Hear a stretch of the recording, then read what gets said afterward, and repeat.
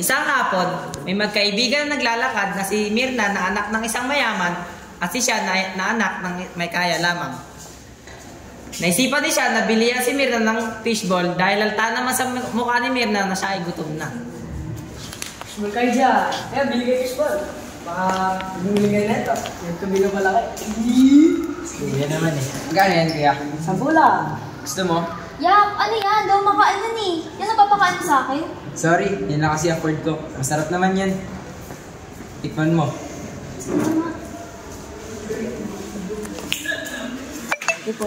Naramdaman ni Mirna ang pagdidiri sa kinakain niya. Hanggang sa mapasabi na lang siya ng Masarap na pala eh. Sabi sa'yo eh, ang arte mo lang eh. kinagabihan. Naisipan ni siya na ihatid si Mirna sa kanilang bahay. Dahil ginabi na sila ng uwi. Hatid na lang ito sa inyo. Dito na lang. Ingat ka. Makalipas ang 2 linggo. Naisipan ni siya na i-chat si Mirna upang sila ay gumala ulit sa overlooking kung saan sila nakita. Sad ko nga si Mirna para makagala namin ito. Mirna, kita tayo mamaya sa 7-Eleven. 3 p.m. Punta tayo sa overlooking court. Ay, sige. Papunta na ako. Tayo na ako na. Oh, Mirna. Tawag na pala yan. Ano, tara na? Tara na. Lakad na lang kaya tayo. Sige, tara. Kinagabihan. Hinatid ulit ni siya si Mirna sa kanilang bahay dahil ginabi na sila ulit ng uwi. Ano, dito na lang ako. Ingat ka. Makalipas ang 1 buwan.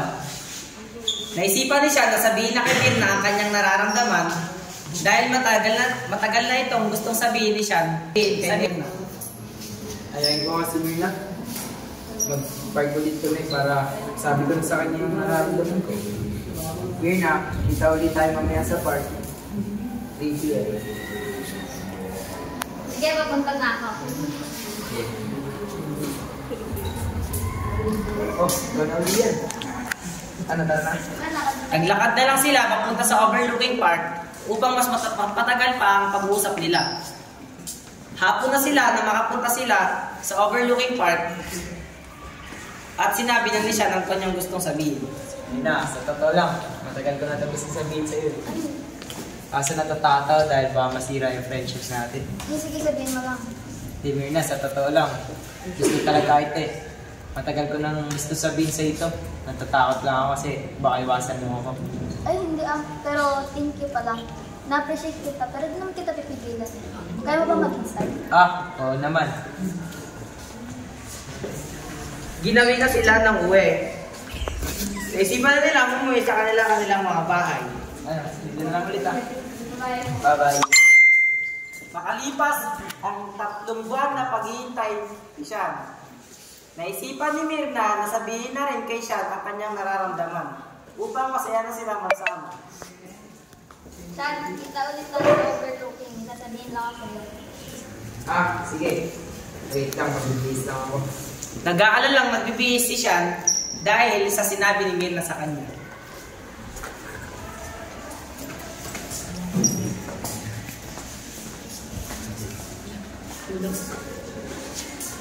Oh, Mirna, kanina ka pa ba dyan?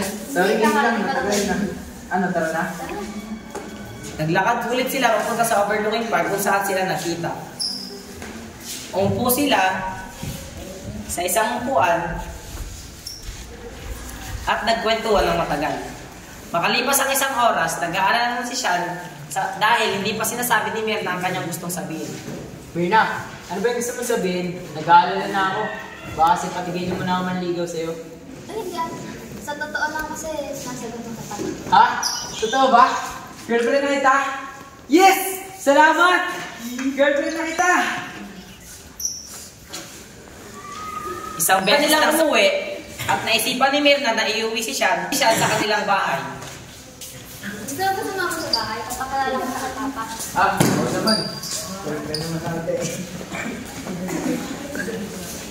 Kumatok si Mirna sa pinto nila at nakasalubong nila ang kanyang papa. Yan. Oh, ikaw na pala. Sino Si to? Sean pala.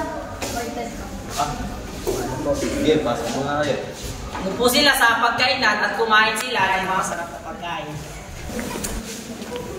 Jowa mo ba itong anak ko? Opo, sa totoo lang, matagal po ako naghintay kay Mirna.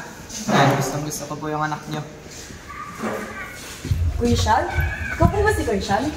Oo, ako nga yun. Di ba siya yung batang kinikwento mo lagi sa akin? Kasi po, pag pumupunta pa ako sa kwarto ni ate, may nakita pang pangalan na Sean. Tapos nakarash kasi ng ate mo eh. Makalipas ang 4 na buwan, si Mirna ay nanlalamig na kay Sean at naisipan ni Sean na i-chat si Mirna upang punta si Mirna sa kanyang kondo at bigyan ng mga bulaklak. Tagal namin hindi nagkikita ni Mirna. Chat ko siya para puntahan sa kanila at bibigyan ko siya ng flowers.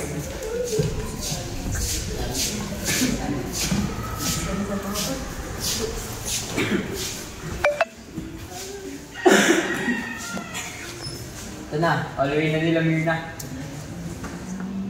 Teka lang. Love, mag-explain Sino yan? mo, love. Ano Love, mag-explain? mo, love. Sino ka? Sino ka?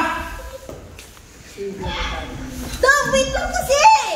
Anong wait lang? Love, mag-explain ako. Ano mag-explain? Ginawa ko lahat sa'yo! Binigay ko lahat!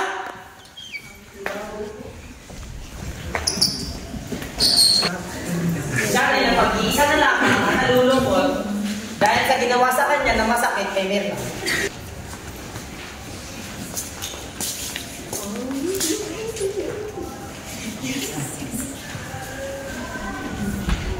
Si Sean ay natatakot na magmahal dahil sa ginawa sa kanya ni Mirna noon.